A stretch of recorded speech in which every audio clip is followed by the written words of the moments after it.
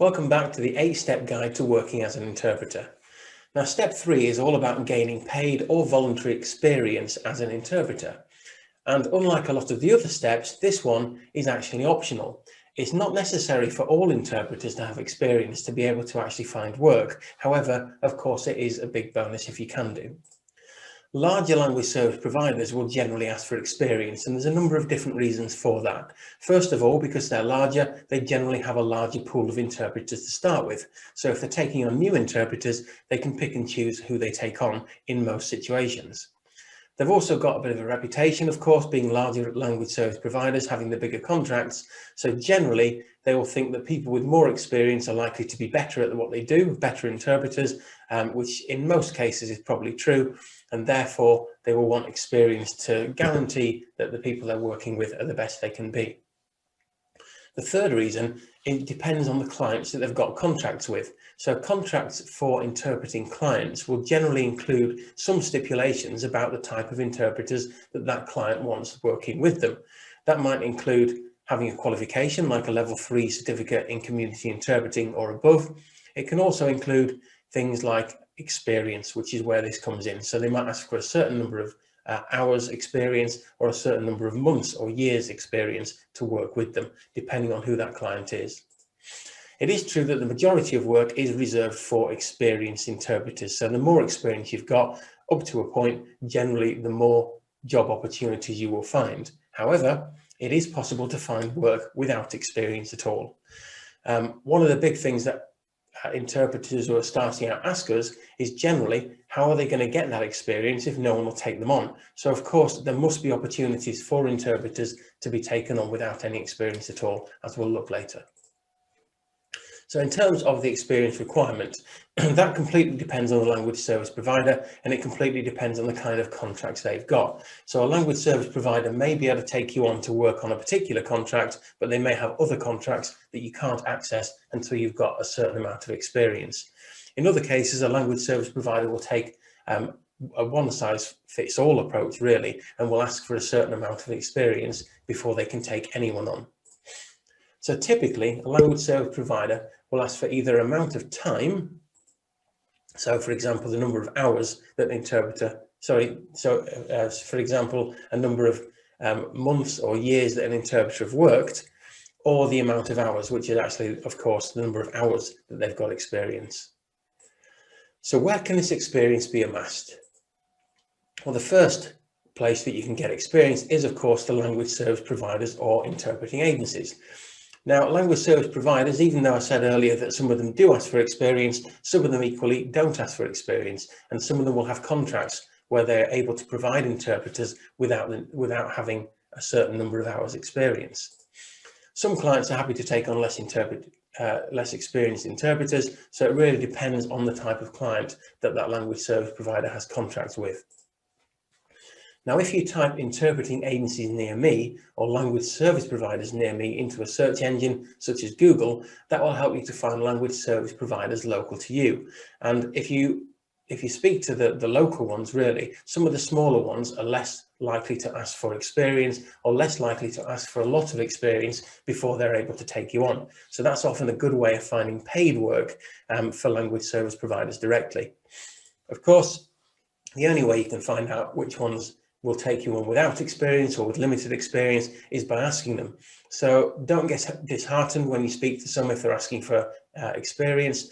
If you find those different interpreting agencies near you, then call them all, find out from all of them if they're able to take you on.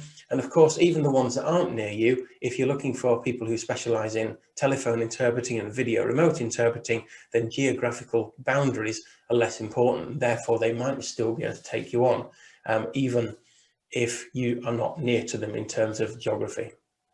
So that's always a great place to start. Charities are also a very good place for interpreters starting out who need to gain experience. They often have a need for voluntary interpreters. And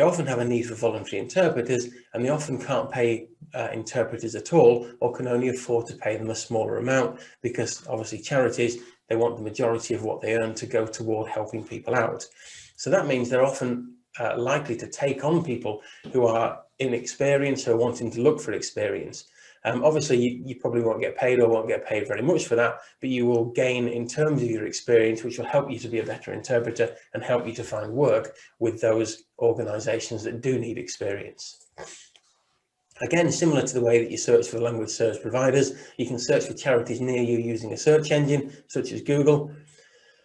And generally try and focus your search on charities that are designed to provide help for limited English speakers. So, I mean, most charities will probably deal with people who have limited English speaking ability and therefore will probably still have a requirement for interpreting, but certain charities are set up specifically for those groups of people. So, for example, refugee centres, you can imagine a lot of people will go to them for help, and they'll help a lot of people that have limited English speaking capabilities, and therefore they need interpreters quite often. In your local areas, of course, if you think of places where there is a community of people that speak your other language, your target language, if you like, then those are often good places to ask as well, because there's generally going to be a requirement there. So any kind of region or place that's near you that has a large multinational population is generally good for charity work. Now, a lot of interpreters get experience interpreting for friends and family. It depends on the language service provider or the client whether or not this kind of experience is acceptable. Some of them do accept it, some of them don't accept it. Regardless of that, it's still useful for your own development. So just because a language service provider might not accept that experience, if you want to do that to develop yourself, then it can still be a valid and useful source of improving your skills and knowledge.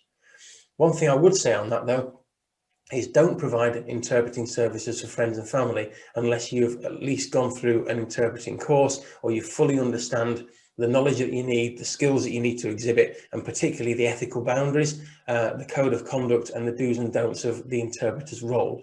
Otherwise, you might be providing this service incorrectly, and that might actually do more harm than good to your friends and family. So if you interpret and you provide a service where you don't really know what you're doing, you're not providing a correct interpreting service, what could happen is you're giving them the wrong information or you're interpreting things incorrectly, and that can be harmful to them if they don't get the correct information. So be careful about that one. Now, regardless of where you get your interpreting experience, it's always recommended to keep a record, because if you do use that to apply for a job later, then you're guaranteed that they're going to ask you to prove the experience that you've got. So the key things to do are make a note of the dates when you worked with a particular organisation or company. So as in the dates from and to when you're working, or whether it's still current.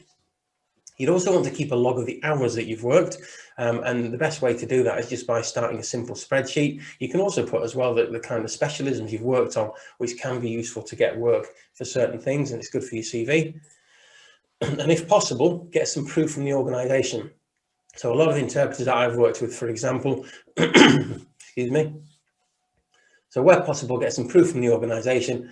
A lot of the interpreters that I've worked with, for example, will have a letter from the organisation which will state the dates when they've worked with that organisation. They also sometimes give some feedback on the performance of the interpreter as well. So if they think you for example, provide a good service, if you're on time, things like that. And that can be like gold dust as well for your CV when you actually come to get jobs with other agencies.